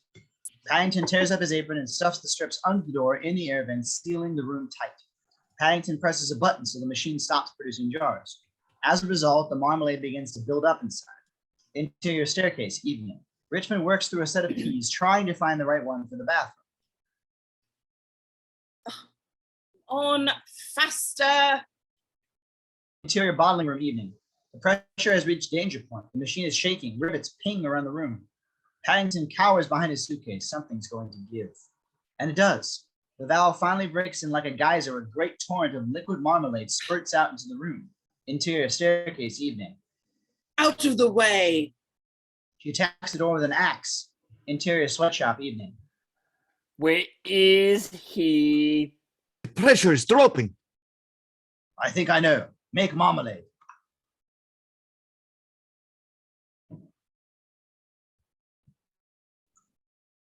Crazy. It's that only day off. Just make it. He's got a plan. Interior bottling room, evening. And it seems that Paddington does have a plan. The marmalade is filling the room, and an echo of the bath he had when he first arrived at Windsor Gardens. Paddington sits on his suitcase, floating on a sea of marmalade, which is now a few feet above floor level. He remembers Mr. Brown's words. Any more water and the ceiling would have given way. Interior staircase, evening. Prunella attacks the door. Interior sweatshop, evening. The bears are working triple time, trying to keep the marmalade flowing into the pipe. Keep going. Interior bottling room, evening. The room is literally full of marmalade. Paddington now has his nose pressed to the ceiling. He takes a deep breath and sinks beneath the surface. Underwater shot of Paddington in a sea of marmalade, one paw holding his suitcase, the other holding his hat to his head. He blinks desperately. He can't hold out much longer. Interior storeroom, evening. In the room where all the full jars of marmalade are kept, harmony reigns in stark contrast to the madness elsewhere. Angle on marmalade moisture seeping through the ceiling. It slowly forms a single drop and falls. And then the entire ceiling gives way. Angles on the stacks of marmalade. They are all destroyed by falling bits of masonry. Angle on Paddington, gasping for breath as he plummets through the air. Interior staircase, evening. Finally, Prunella bursts through the door and almost falls through the hole that now occupies the place where the floor used to be. She looks down and sees Paddington soaked, riding his suitcase like a life raft. Paddington! Good evening, Miss Flax. The doors of the storeroom burst open. The river of marmalade flows through them, the current pulling Paddington out into the open air. Exterior of Prunella's house, night. As the doors open, the gnomes detect movement and spin towards Paddington, fishing rods revolving to reveal guns. But they are immediately hit with a torrent of marmalade, fizzing and sparking as they malfunction. Interior dormitory, night. Pastuza looks out of their tiny window. He's done it! Run, Paddington! Exterior factory, night. Paddington picks up his suitcase and runs towards freedom. Interior, exterior, Windsor Gardens / front door, night. Mr. Curry gathers himself, then rings the doorbell. Coming clean is not something that comes naturally to him. Mr. Brown opens the door. Mr. Brown, there's something I think you ought to know about the bear.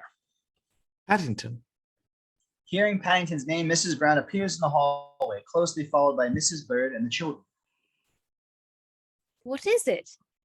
Well, I may know where he is. Exterior Windsor Gardens, night. Mrs. Bird and the Browns drive off as fast as their dilapidated old Morris traveler will allow.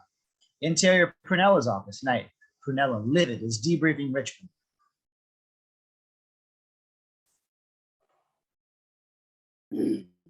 You mean he destroyed every jar? I'm afraid so, ma'am. But the ceremony is in less than an hour. She talks to the factory over a tenon. Bear, how fast can you make me a jar? Anything fast unless you want to be turned into a carpet. An hour, maybe a little less. The other bears nod. Load them into the van. get cooking. Interior Brown's car night. Mr. Brown is driving less cautiously than you might expect. Don't look now, Henry, but I think you're breaking the speed limit. And it feels fantastic. Look at this. I'm going into the bus lane. The car careens into a bus lane. Exterior factory night. The bears are being loaded into the back of a truck, desperately chopping and stirring as they go. Inside is Prunella's presentation kitchen, which they use to cook. 45 minutes, bears. He slams the doors in the back of the van, trapping a corner of Claudette's apron in the process. Exterior Greenwich Street night. Paddington waits at a bus stop. He smells the air, a familiar scent. He discovers the source as Prunella's van comes around the corner. Smoke from the cooking is coming out of the chimney. He watches the van drive past. In the cab, he can see Prunella and Richmond. As he disappears down the road, he spots the apron sticking out of the van's back doors. Paddington crosses the road to where a bus has just arrived, leaps in board, now in pursuit of the van. Exterior factory night. The Browns pull up at Prunella's house to find the police already there.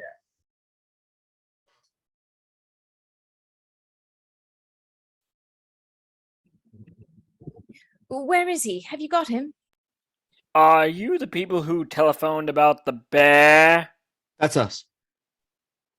I'm afraid there's no sign of him. The whole place is deserted, so we just went right in. It looks like there's been some kind of accident, but no bears. That's impossible. I'm sorry, but there's really nothing more I can do. Interior bus night. Paddington watches the van from inside the bus. It turns off the route that his bus is following. We cut away to inserts of the timetables and maps that Paddington has been studying. Like some kind of Ursine public transport terminator, he works out how to follow the van. Exterior junction night. Paddington leaps off the platform, runs across the junction, narrowly avoiding several cars, and leaps onto the back of another bus just as it pulls away. Exterior Prunella's house night. The family stand by the car baffled and bemused. Suddenly, Mr. Brown has an idea. What day is it?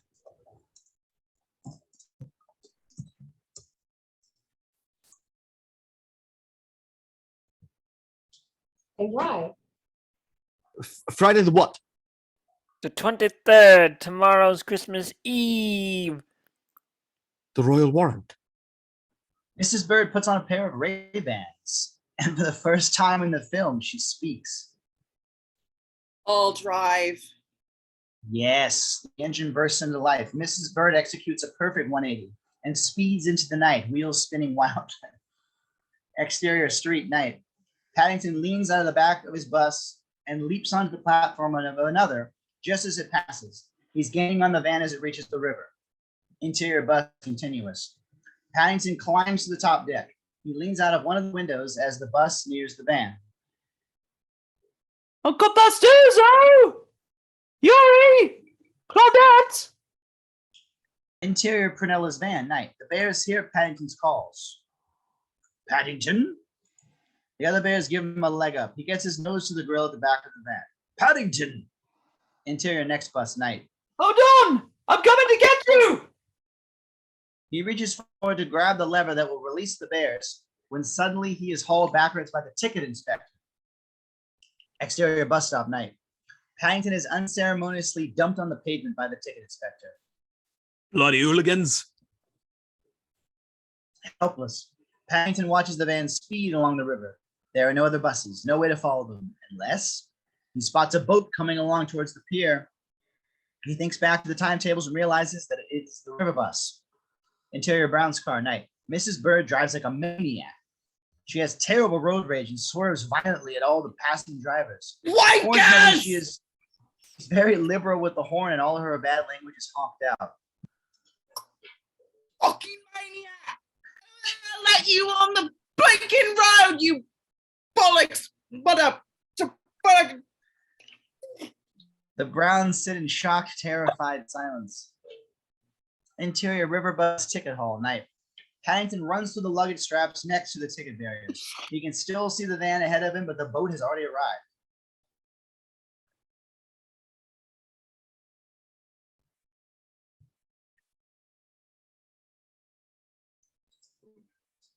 Mr. Guard. Hey, Hey, Exterior river bus pier night. Paddington reaches the boat just as the sliding doors are shutting. He tries to get a paw inside, but the door closes before he can stop it. He doesn't realize it, but his mitten is trapped in the door. On the other side of the river, he sees the van driving away, nearly out of reach. The guard reaches him as the boat departs. Paddington turns to face him, the elastic in his mittens paying out. what do you think you're playing at? I'm awfully sorry. You wait right there, young bear. Just then, the elastic reaches the limit of its stretch, and Paddington is lifted off his feet and into the water behind the river bus. Oi, come back. Exterior River Thames night. Paddington is pulled along behind the boat, face down in the water. He manages to lift his head above the waves and then slowly pulls himself upright. Soon he is water skiing behind the riverboat and catching up with Prenella's truck. From the back of the boat, tourists are staring at him and taking photographs. Paddington waves frantically for help. Thinking he's having fun, they all wave back. One of the tourists finally realizes that something is wrong and opens the back window. They reach out towards Paddington with the handle of an umbrella. Paddington pulls himself forward along the elastic and grabs the umbrella handle. But just as he grips it, the boat bounces over a wave and the tourist loses its grip. Paddington spins back to the far end of the elastic, now holding the umbrella as well as his suitcase. Click. Paddington inadvertently touches the button on the umbrella. It extends itself and shoots out above Paddington. He looks down to see his paws slowly rising out of the water. Lift off. Paddington finds himself floating 60 feet above the river.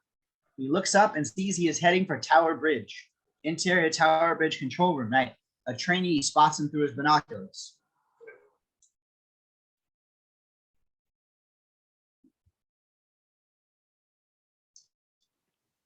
Sir, there's a bear parasailing with an umbrella on the end of a piece of elastic tied to that boat. Well, what do you think we do then? Raise the bridge. Go on then. Exterior Tower Bridge night. The alarm sounds and the bridge begins to raise. Just as Paddington reaches it, the crack in the road is wide enough for him to shoot through. Exterior River Thames night.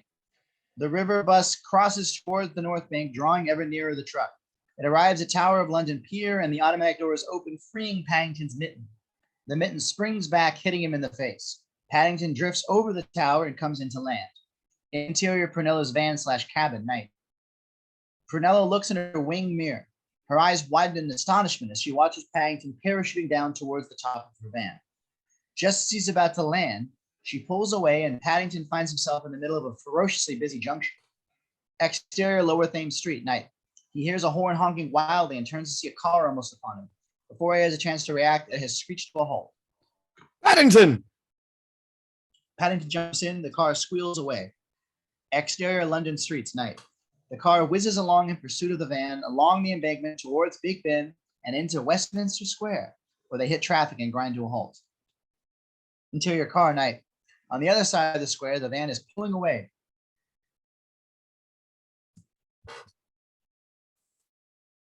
We're losing them. The horn masts a torrent of profanity from Mrs. Bird. Dad, Judy, no. I can do this, Dad. Trust me. And finally, he relents. One condition. Exterior Westminster Square night. Judy, wearing a helmet, elbow pads, and knee pads, skates off into the night with Paddington on her back. Be careful. I can't bear to watch. Don't forget the goggles.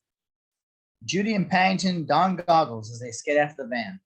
Exterior streets, various night. It immediately becomes clear that Judy has become quite a skater as she tracks the van. She skates fast between cars, on and off the pavements, through a shopping arcade, jumping over benches and narrowly avoiding pedestrians. She holds onto the back of a scooter to build up speed before chasing across the lanes of traffic. Coming up to a roundabout, she leaps over the barrier into the pedestrian underpass below, splashing through the puddles and reaching the other side just as the van exits. Exterior the mall, night. The truck heads straight up the mall towards Buckingham Palace. Judy is catching up with it, holding onto the back of a scooter. We're going to make it. Just then, the yappy dog runs out in front of her. Judy swerves to avoid it, catches her foot on the curb, and goes flying through the air. Various angles on Judy as she lands. Her head hits the ground, the helmet saving her. Her elbows skid along the ground, safe behind pads. Her knees do the same, also safe. A piece of grit has been flicked high up above her. In ultra slow motion, it heads towards her face and bounces harmlessly off her goggles. We reveal Paddington above her, hanging from a lamppost by his hat. He looks up to see Pernella's van being ushered in through the gates. Judy sits, winded, on the side of the curb. Are you all right? She nods, and he chases after the van. Exterior Buckingham Palace car park night. Prunella has parked her truck. Checking that nobody is watching, she opens the tailgate. Is it ready? We're still waiting for it to set. How long have we got? How long?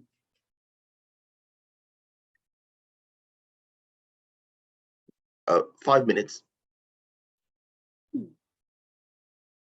I've got an idea. Exterior Buckingham Palace service entrance night. Paddington is at the gates. He goes up to the sentry. It is the same Queen's Guard he met before. Excuse me. Good evening, young sir. Have I met you before?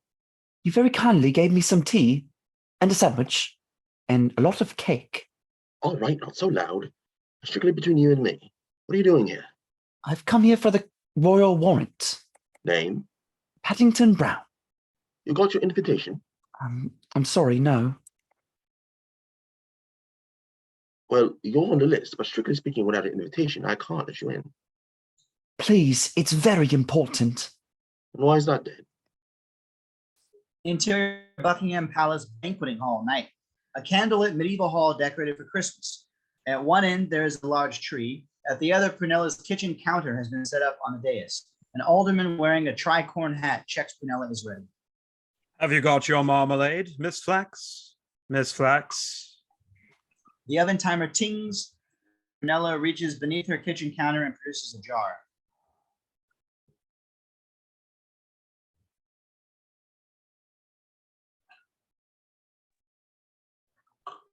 Of course, just in time.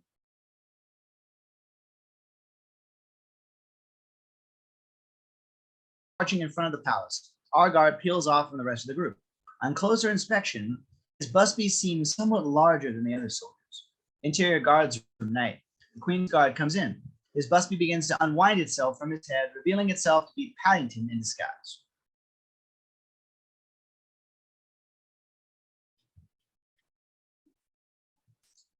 The door on your right. Thank you. Good luck. Interior Buckingham Palace banqueting hall night. The alderman addresses the now hushed company.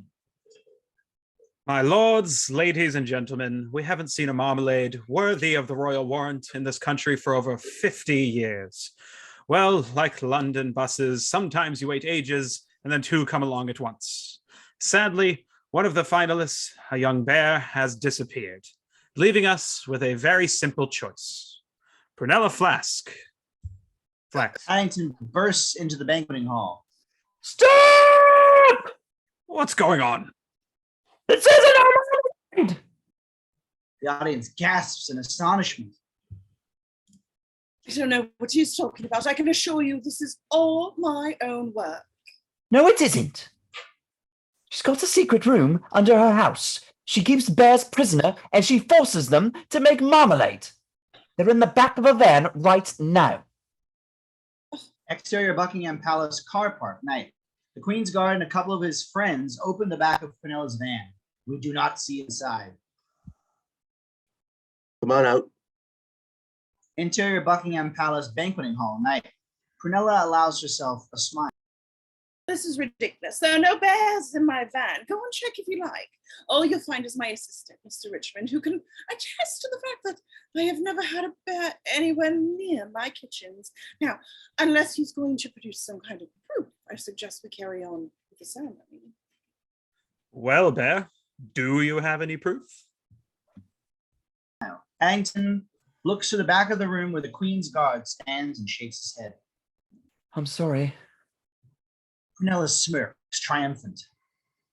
In that case, I'm afraid I'm going to have to ask you to leave. Paddington turns to leave. On his way, he accidentally knocks over a handbag, setting off a chain reaction. A lipstick rolls out of the handbag across the floor. A lipstick hits the briefcase, which falls over into the base of the Christmas tree. A bauble is dislodged and falls off the Christmas tree. It drops onto a beam and rolls along until it snags on the end of a piece of tinsel. The utensil swings across the room like a pendulum, releasing the bauble, which flies through the air. The bauble lands on a catch on the kitchen counter, causing the front of the workbench to fall away. There, hidden inside the workbench, are all of the bears, crammed in like sardines in a tin. Can we come out now, Miss Flask? The audience starts to boo. Oh. Miss Flax, you are hereby suspended from the competition, and I suspect you're about to find yourself under arrest for the kidnap and imprisonment of these bears. Guards, take her away. Queen's Guard leads Prunella out of the room to cheers from the audience. The Browns arrive at the back of the room and give thumbs-up gestures to Paddington. Now, we have the small matter of a marmalade competition to complete. Bear, do you have any of your own homemade marmalade? Paddington looks out over to Mrs. Bird, who shakes her head. Suddenly, a trumpet calls out. The large double doors at the back of the room swing open, and the Queen walks in, heavily backlit. She processes to the front of the room where she takes the stage. Paddington goes down on one knee and doffs his hat. Your Majesty. The Queen looks into the hat and sees his emergency sandwich. She takes it and bites into it.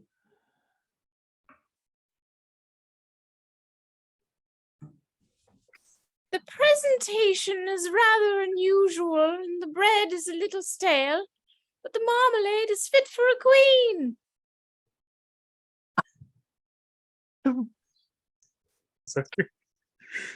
The royal warrant for marmalade is awarded to Paddington Brown.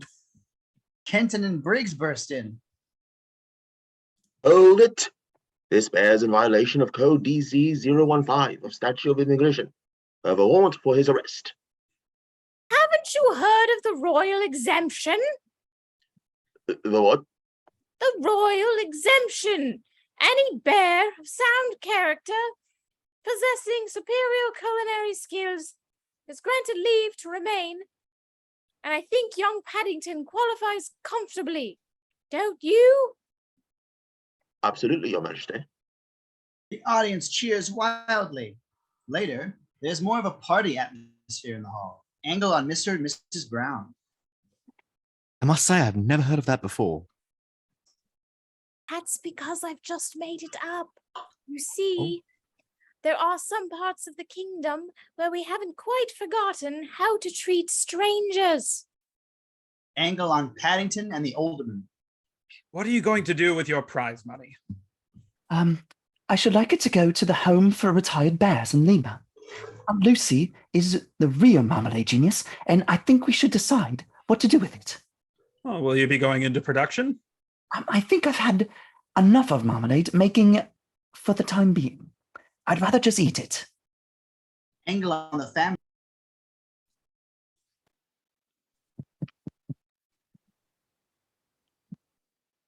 He had all those bears working like slaves? What are they going to do for Christmas? They can all stay with us. Mr. Brown rolls his eyes and smiles. Exterior Windsor Gardens morning. The street is covered in snow. The bears are all outside wearing gloves and scarves. Some are building an enormous snowman, while others are having a snow fight. Mr. Curry watches appalled from his front window. All Prunella's predictions have come true. Yuri heaves a snowball at Martha, who ducks. The snowball breaks Mr. Curry's front window. The bears slink off guiltily as Mr. Curry comes outside to remonstrate. Standing next to the snowman, he shouts after them. Bloody bears! Go back to where you came from! Or stay, obviously, as long as you want. The snowman next to him comes to life. It turns out to have been Biffle all along, covered in snow. Mr. Curry runs into his house, terrified. Interior Windsor Gardens kitchen, morning. The Browns and the Bears are having breakfast together. Where's Yuri? I think he's in the bathroom. Not again. We hear an excited scream from above. Yuri arrives in the room in the bath. You have got to try these bear things. They're wild. Interior Paddington Station day. The Browns watch as the Bears fondly hug each other goodbye, each going their separate ways. Judy wears roller skates. Do you think... No. What? Well, do you think Paddington is leaving as well? mean, he only came here because he thought his uncle had died, and now there's no reason for him to stay. Oh, Henry, there's every reason. He's got his suitcase with him. He's always got his suitcase.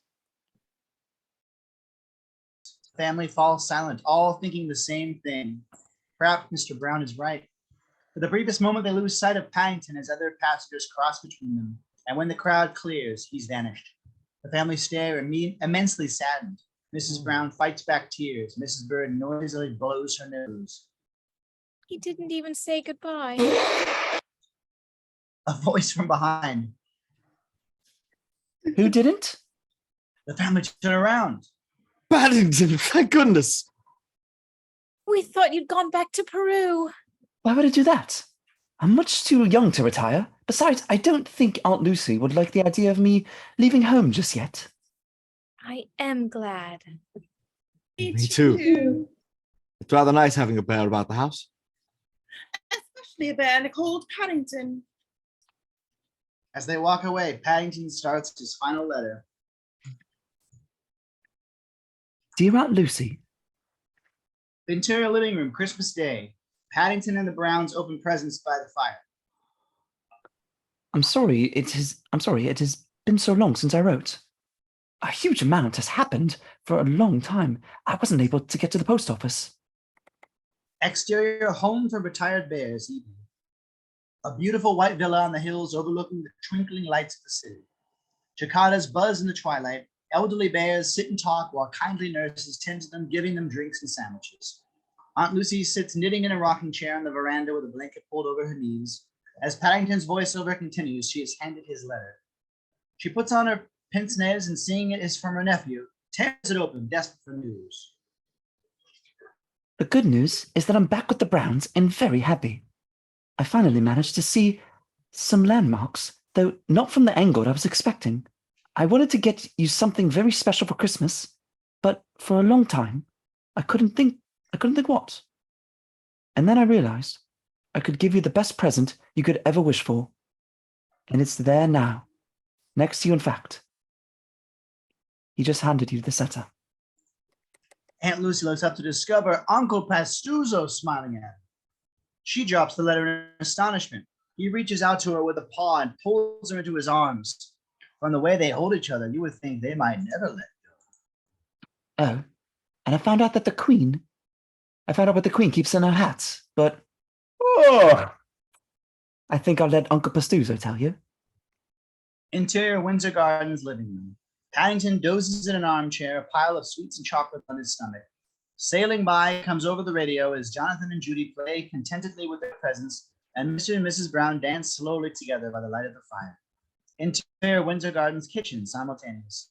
Mrs. Bird and Mr. Gruber dance the same tune heard on the kitchen radio. Exterior home for retired bears, simultaneous. In Peru, Aunt Lucy and Uncle Pastuzo dance the same broadcast. The music fades as the announcer speaks. This is the BBC in London, wishing you a very happy Christmas, wherever you are. As the pips beat the hour, the camera pulls out to discover the tropical bird sitting in a tree. It stretches its wings and flies off into the dawn. With the longest pip, we cut to black. The end.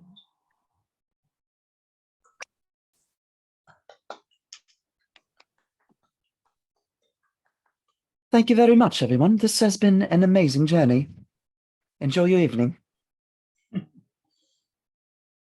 Yay!